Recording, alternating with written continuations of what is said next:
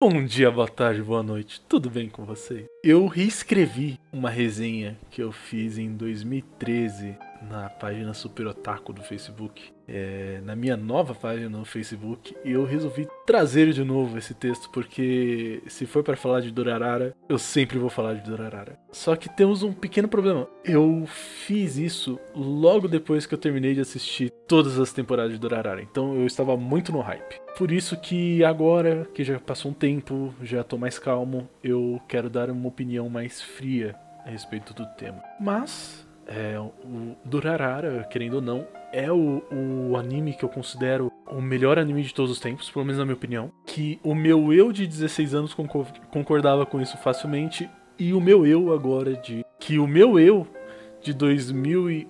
Cara... 2014? 2013? Que o meu eu de 2013 adorava e o meu eu de 2023/2024 também adora. Até porque há 10 anos atrás eu era facilmente impressionável. Então eu tinha acabado de assistir Bakano, que era uma obra também escrita pelo Ryogo Narita. E quando eu joguei o nome dele, inclusive, do mangaka, no My Anime List, apareceu Durarara. E eu não tinha o costume de baixar anime pelo Mega Upload. Eu gostava de assistir online, porque pra mim era mais fácil. Então eu procurei, primeiramente no Google, não achei. Aí eu fui no falecido All Mais e joguei Durarara, também não achei. Até que um dia o meu primo, ele falou assim: Rafa, por que você não tenta o For Shared? E eu baixei Durarara via torrent. E não é crime porque eu não comercializei. E não tinha como consumir essa obra no meu país. Então é isso.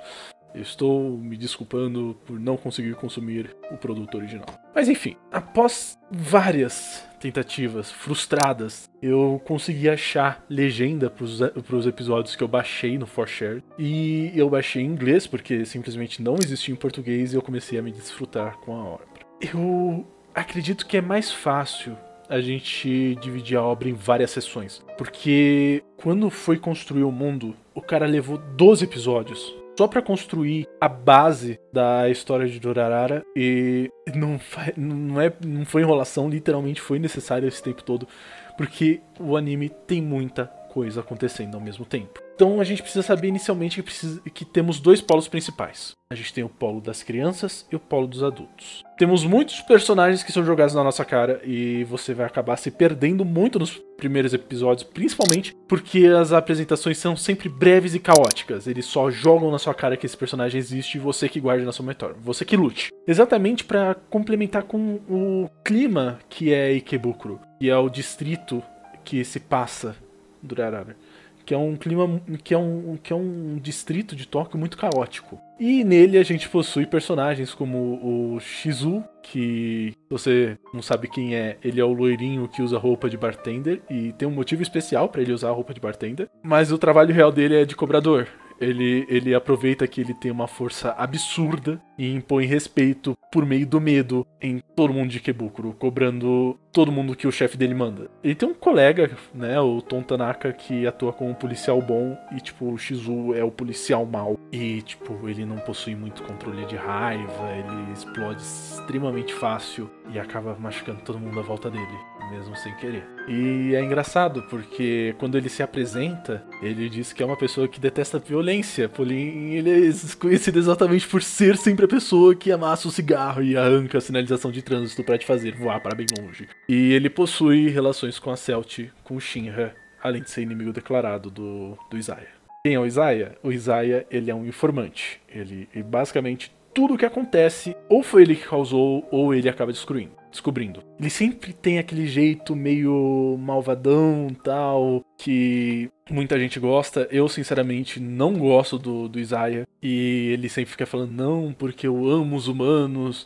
Como se quisesse convencer que ele realmente gosta de alguém, na verdade, né? Basicamente, tudo que acontece na obra tem dedo dele. Ele manipula os personagens pra ser peões em um jogo que ele se julga como Deus. E ele possui relações com todos, mesmo não querendo. A Celt, ela também é conhecida como motoqueiro negro, e em verdade ela não é humana, e sim um mito na paisagem de Ikebukuro. Nos é contado que ela é uma Dullahan, que é da mitologia irlandesa, que foi pro Japão em busca da cabeça dela, e ela sempre se comunica por meio de mensagens no celular. Ela tecla extremamente rápido com uma mão só e na outra ela aponta a mensagem. Mas por muitas vezes você escuta o que passa, o pensamento dela, porque mesmo ela não tendo cabeça, ela ainda consegue pensar com o corpo dela. Não me pergunta, é um mito e é muito da hora também. E além do mais, ela é uma das principais da história. Ela mora junto com Shinra, que é um médico não licenciado que estudou, né, na escola junto com o Isaya Kushizu, e sendo suas principais ligações. Depois ela acaba também criando laços Kanri, que é interligado, que acaba interligando o polo adulto com o polo das crianças. Temos o Kodota, que ele é abertamente dos dólares. Os dólares é tipo meio que a máfia, que não é bem uma máfia, que é um grupo de pessoas, que não é bem um grupo de pessoas. É complicado. Mas tem um site, pesquisa aí, www.dollars.jp, que vai aparecer, eu acho.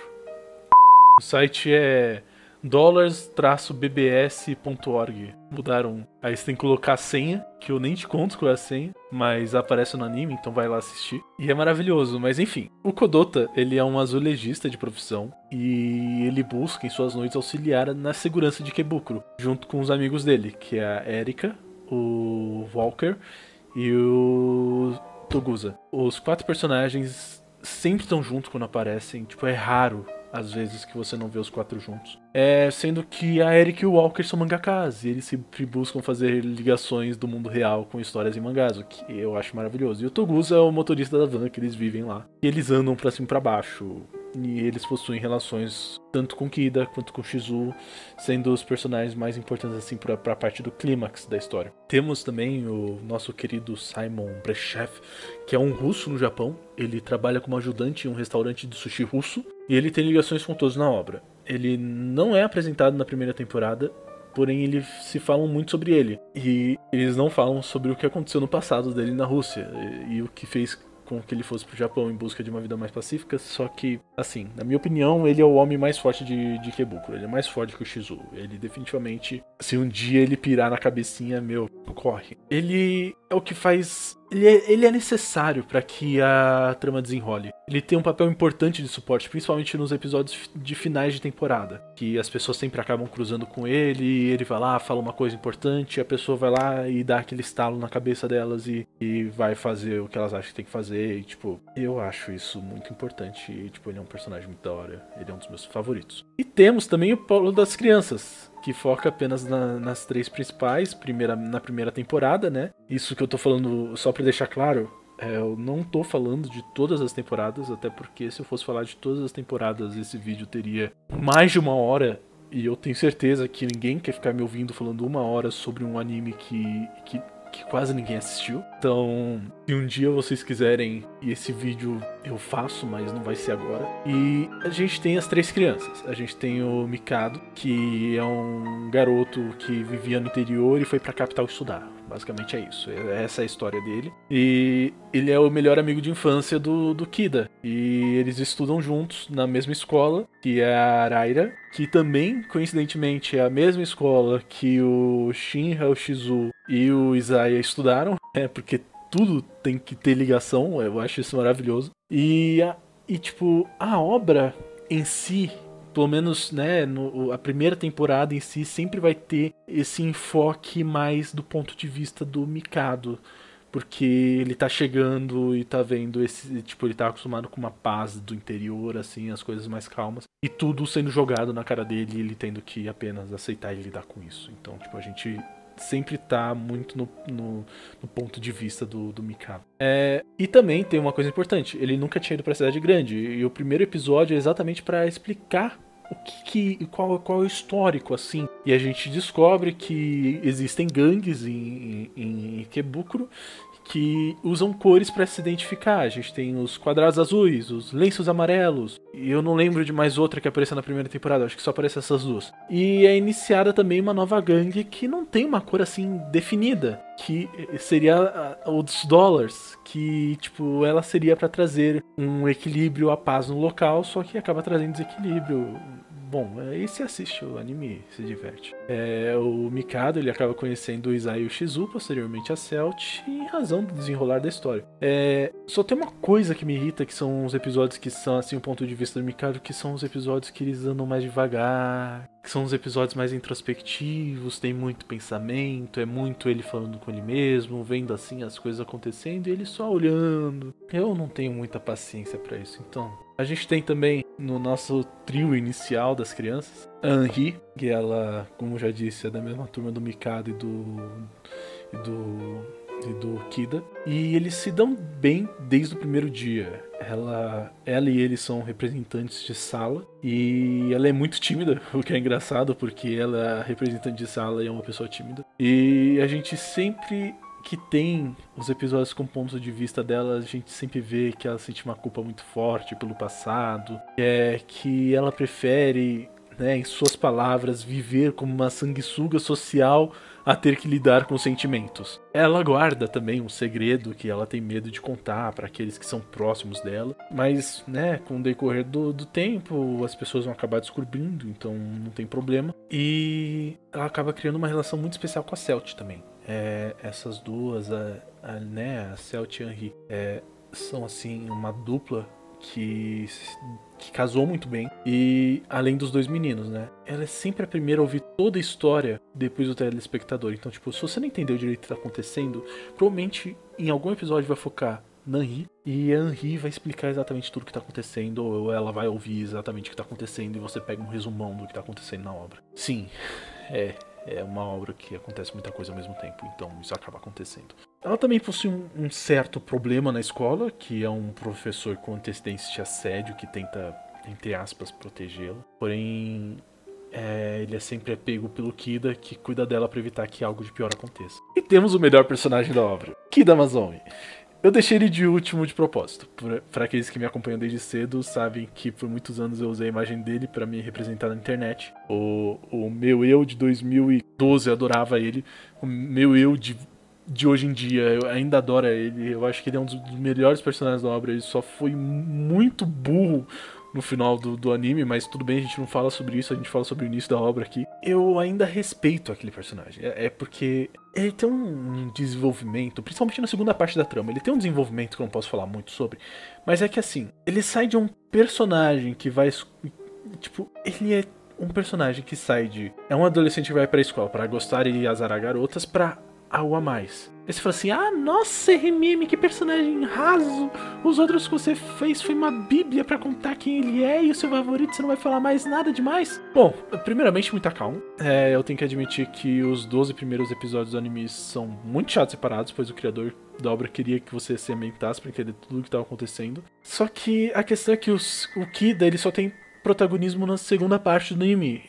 E se eu falar qualquer coisa que acontece, principalmente na parte final do arco da primeira temporada, seria sacanagem contigo, eu estaria te contando um spoiler. Porque a história em si, ela gira em torno das lendas de Ikebukuro, o homem mais forte, o motoqueiro o motoqueiro sem cabeça, o informante e as gangues. E eu não posso falar muito mais sobre isso, porque é spoiler.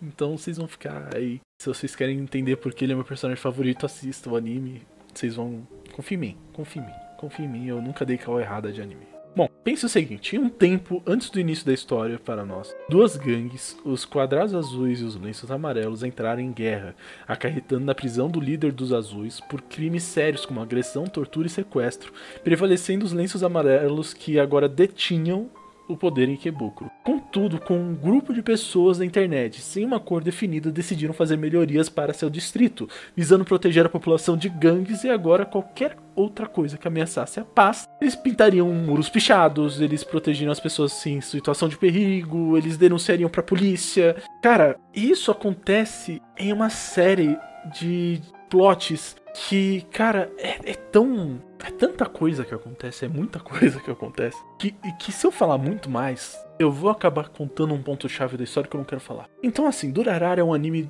de slice of life com sobrenatural e ação, e eu sempre achei que essa combinação é muito boa, e não é à toa que é uma das obras que eu mais gosto e segue nesse ritmo.